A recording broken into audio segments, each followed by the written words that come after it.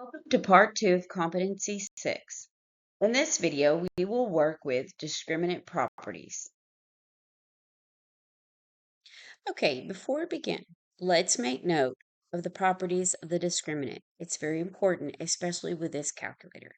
This calculator cannot handle I or complex conjugates, okay? So what do we need to do? Well, let's make note of what happens with our discriminant. Our discriminant is under the radical, okay? This guy right here. So if we calculate it and it's greater than 0, we have two roots, and we can use our calculator by putting in the quadratic formula as is. If the discriminant is equal to 0, again, we can just use our calculator using the quadratic formula as is. Now, if the discriminant is less than 0, that causes a challenge. Why? Because we will have two complex roots. We will have an I situation, and they must come in conjugate pairs. And yes, here's an example of a conjugate pair. This means they are written as 4 plus 5i and 4 minus 5i. Okay? All right. So let's look at number 1 so we can deal with conjugates or a complex, because I'm already looking at it and I can see that it's probably going to be complex. All right. I'll leave it right here. We can see what we're getting into. Okay. So find the zeros of 2x squared minus 4x plus 3 equals 0. Okay. What do they mean by zeros? That also is roots, okay, or our x-intercepts, okay? That's where it crosses the x-axis, okay? And that's what happens with two real roots. Two real roots cross the x-axis twice. One real root means the vertex is touching the x-axis. Okay, now let's move on. All right, so what do we need to do? We need to use our quadratic formula. So x equals, let's set this up, minus the -4, because that's the actual value of b, then plus minus, okay, -4 squared minus 4 in parentheses 2, parentheses 3, all over 2, and again, times 2 because a is 2. Okay, remember you have to know your in standard form, we have A and B and C. But this also includes a sign in front of it. I mean, you probably already know this. Okay, just reminding you. Okay, so what we do is we look at our discriminant. We look inside or underneath a radical. We pull this out, put it in the calculator, and see what the value is. And then we judge what we're dealing with, okay? All right, so we have in parentheses -4, okay? And you may wonder why, oops, that's squared, why I use that parentheses and I don't just type in -4 squared, because that's not the same thing. I use the parentheses with my negatives and just out of habit in some situations to prevent errors with order of operations, okay? All right, -4, then I need my 2, and then open my parentheses again, close it. I always love to close my parentheses, push enter, and we do have a negative. And we know this equals I. We pull out the I, that equals the -1. And then under the radical, we have the 8. Okay, because I have an I situation with my discriminant, I have two complex values. So what's going to happen here? That means B and C are out, and I'm only dealing with A and D, which is fabulous. Okay, now I can actually put my quadratic formula I have built here in my calculator, and I have the value of the discriminant. That is the square root of 8. But I do not use my I. I put my I back in at the end, and that's how that's how I decide if my answer is A or D. Now, don't jump ahead without analyzing. You may look at it and go, oh, I see what it is. Well, be careful with that. And let me show you why, okay? All right. Okay. So let's go over here and put it in the calculator. Right? I have a fraction and I have negative parentheses, -4. Close my parentheses. Now, what do? I can't put plus and minus in the calculator at the same time, so I use plus first. It's just a habit I have. Okay, then second, radical. Under my radical, I know I have 8 already. So I go down and I say 2, parentheses 2. Okay, so I have everything incorrectly. Push enter. And that actually gives me a great value. Okay, that's one of my values. Now I go back and I check it with the plus. Okay, and I have to go back to the original. Okay, you'll see why. Think about it. You can see why I do that. It's the way I have it typed in. Okay, all right, then I use a subtraction. Okay, and then I push enter, and there you go. So now I know it is okay to say I have. Now watch how I write this here. Over 2, positive, negative, square root of 2. But actually, that is equal to, oops, I got overzealous here. Hang on. That is equal to what? 2 over 2. Positive or negative, oops, I need to put back in my I, over the square root of 2 over 2. This gives me 1 plus or minus I square root of 2 over 2. Okay, and that is option A. Okay, D, you see how what D, the visual of D, they're trying to suck you in with that too. Okay, and if you don't follow through on your calculations or analyzing it, it would be easy, a very easy mistake to make. Okay, and I'm sure it's been done. Okay, now let's look at number 2. If the equation 3x squared minus 5x plus c equals 0 has two complex roots, what are the restrictions of c? Okay, so what does this mean? You're going to analyze that discriminant. Okay, all right, so I need, for my b, I need -5 and I square it, and then I say -4, and then I have 3, and then I have c, and that has to be less than 0. Okay, now let's go through the process and just work it out algebraically until we have something to put it in the calculator. Okay, remember our calculator doesn't do the algebra for us. Okay, so what am I going to do? Well, I could skip to the chase here. Let's do that. Let's do parentheses -5 and then square it, which you know is actually 25. So I will subtract 25 from both sides. And I did that. Normally I wouldn't. I would leave. I like to leave the values as is, but that's kind of confusing to see. Okay, until I pop in the calculator. And just to give you a visual break, an eyeball break. Okay, now I'm going to draw that line so you see the difference in what I'm doing here. So now I take 4 times the 3, and yes, that's -12. Well, you'll see what I'm up to. Okay, and then I take away that 0.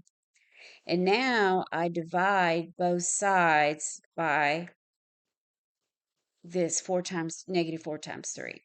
But what happens when I do that? And we don't have a type of calculator that will deal with this for us. what happens is, so I'm going to mark through this. It has to be switched the minute I do that. So now I have C is greater than, okay? And you know that this over here, that a value over itself equals 1, so that's good. Okay, and I know that C needs to be flipped around because I divided by a negative value, so I don't even have to pop that in the calculator. I know what I have here. I mean, but let's do it anyway. Okay, don't worry about it. Negative. In fact, let's go back to, let's not even do that. Let's go back to the original, what I had. I had parentheses, -5, and then I squared it. Okay, and then, oh, and it was, and it's negative. That's also negative. Sorry. Uh, let's clear that out. I apologize. I want negative, then parentheses, then -5. Close my parentheses, square it. And then I go down, and then I have -4, parentheses, 3, parentheses, push enter. There we go. And you probably saw that already, but I want to enter things in the calculator so you can see what the calculator does or doesn't do for me. Okay, here we go. Number 3, if the equation ax squared plus 6x plus 2 equals 0 has exactly one root, what are the restrictions for a? Okay, so what we need is the discriminant. Note that 6 is positive, so we don't need to put it in parentheses. It'll be okay with order of operations. Okay, so this is what we have. We have 6. Uh, Here, let me fix that. It's giving me problems. Okay, we have 6 squared minus 4. And I'm going to put my C in first. So 2a equals 0. Okay, so I will subtract the 6 squared from both sides. Now, let me clean this up for you. Okay, we know that this is 0. Okay, so we have -4 times the 2a equals -6 squared. So now we divide both sides by that -4 times 2, -4 times 2. All right, so again, we have 1 here. Okay, a lot of ones and zeros. Okay, so now we have something to put in the calculator. All right, so let's set up our fraction. And we have -6 squared, arrow down. And -4 parentheses 2, push enter. Okay, look at our A, B, C, D options. No, we don't have a fraction, so just push your toggle button. And that will give you option D. Okay, now let's look at number 4. Write a quadratic equation for which the two real roots are -2 and 6. Now, be aware, they're saying that those are the roots. So we have to solve, quote unquote, backwards. So let's start with this. X equals -2 and x equals 6. So now what do? We have x plus 2 equals 0, and we have x minus 6 equals 0. Now, those are what we put in our parentheses, okay? All right, so x plus the 2. Now we use another parentheses, and let's start solving. But before we do that, let's do something. I always like to look at the beginning, okay? First term is x squared. Now let's go to the end. You know, it's like you're reading a book and you go to the end to see who done it. Okay, so the last term we know has to be a -12. Well, let's start eliminating the things. We can get rid of C, we can get rid of A. because the first term, every one of them was x squared, x squared. So that didn't help us out. Now let's deal with the middle, the filling in the cookie. Okay. All right. So what do we have? We have the plus 2x, and then we have the negative or minus 6x, and that is going to give us negative 4x, and that is, let's see who's negative. That would be D.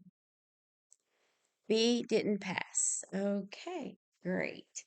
All right, now let's go up and look at number 5. Number 5, yeah, number 5 is asking us to think, I'm afraid. That's what it looks like. Oh, yeah. Which description of the roots of an equation does not describe a quadratic equation? Oh, goodness. Okay. All right. Now, let's see here. A, the equation has one real root and no complex roots. Well, that can happen. We just saw that earlier in the video when the video began. Remember, we talked about the discriminant. So think about the discriminant. We have greater than 0, equal to 0, or less than 0. Okay. So, but we're looking for not. So this one does describe a possibility with the discriminant. So that guy's out. Let's look at B. The equation has one root, one real root, and one complex root? Nope. Complex roots must come in conjugate pairs. We do not have a choice, so we're looking for the not. I'm going to say B, but let's read the others. The equation has no real roots and two complex roots. Oh, absolutely. So that's marked out. Let's see here. D. The equation has two real roots and no complex roots. Okay, I totally agree. Right, so that's a possibility. So the only thing that isn't a valid description of a quadratic equation is B. Okay, now I'm going to go up real quick and talk to you very quickly about number 4. We didn't check number 4, and I moved on to 5. But it doesn't hurt to go back to number 4. Let's put D in our calculator, okay, before we move on. All right, so let's push table, clear everything out that's in there, and put x squared, okay, and then minus 4x minus the 12. And let's push enter. Okay, and let's start at 0. Now, we know what our roots are actually, so you know what? Yeah, okay, I'm teetering here. Let's go ahead and start at negative 2. Remember, they gave them to us. So this tells us where we need to check. What are we checking for?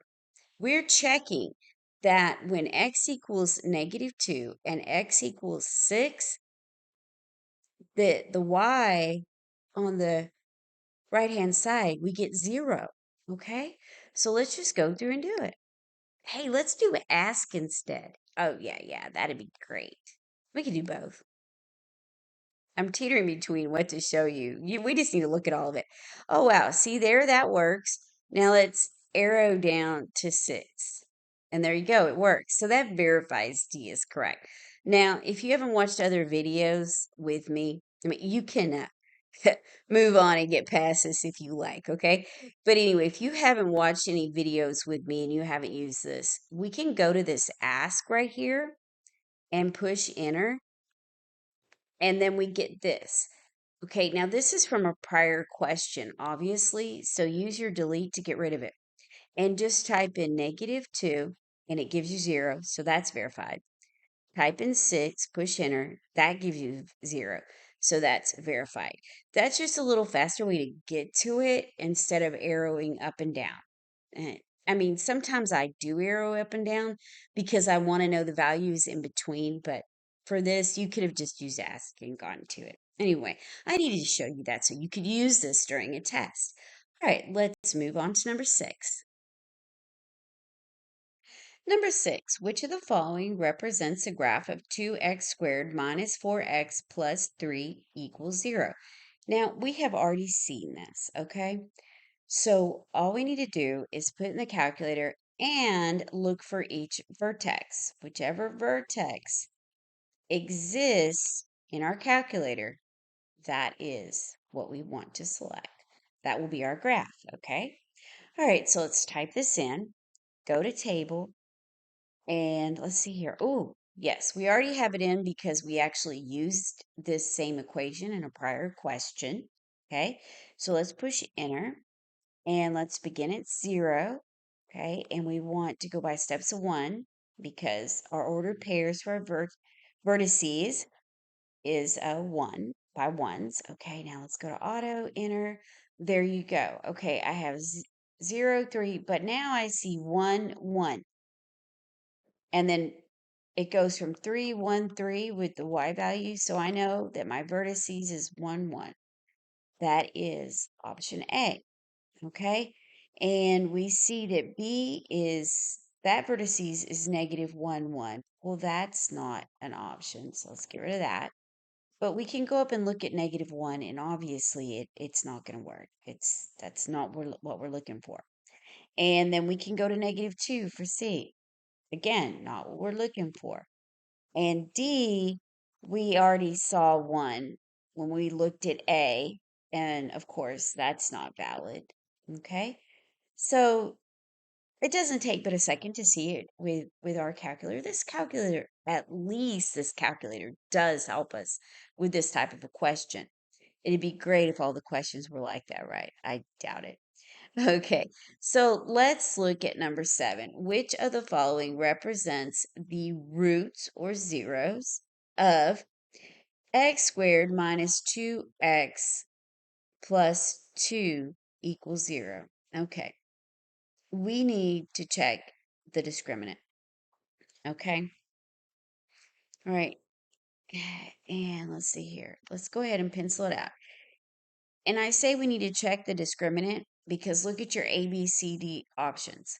We have two complex situations, and then we have some real roots. So if we could eliminate a couple of those just by looking at the discriminant, that's what we need to do. So negative 2 squared minus the 4 times the 1 times 2.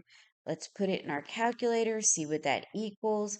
So, oops, back up, parentheses, negative 2, parentheses, square it, minus 4. Yes, I'm typing in the 1, even though I don't have to. Okay, push enter, negative 4. Okay, so we know that this equals negative 4, and this tells me that we will have a situation of I and 4 under the radical. Okay, so now let's go set this up. X squared equals, let's put all this in. The denominator, we need 2 times 1, and then minus b. And b is negative 2, okay, and then positive negative, and then, oh, wait a minute, we need to scoot over. Let me get rid of that. Remember, we've already calculated this. Okay, our discriminant has been calculated. Okay, so we need I, and then we need 4 under the radical. Okay, so I need one reason we have this question is because I need to give you a warning. Before, with other questions, I simply pulled out the I and then I put the I back in when we had our final answer. Just using a calculator, it saves time and it's accurate. Okay. However, let's do that here. I have fraction. Okay. Negative parentheses. Okay. Negative 2, close. Okay. Remember, I always start with a positive. Okay. So plus, and then second radical 4. And I know that that's 2, but I like to type it all in. So 2 and parentheses 1. Okay. Let's push enter. Mm. See how that equals true? That tells us, okay, that's really great, but no. For this, the calculator is saying, I'm not helping you. So now we have to help ourselves. All right, so let's look at what we have. All right, let's do a little bit of simplifying here. It's not a big deal, guys, but I want to show you something. A little quick trick, okay? So let's look at our denominator. 2 times 1 is 2.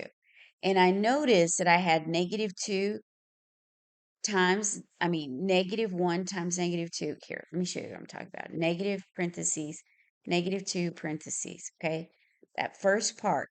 Oops, oops, oops. I double clicked that. Clear. Okay, somehow I scooted over and hit them both. All right, push enter.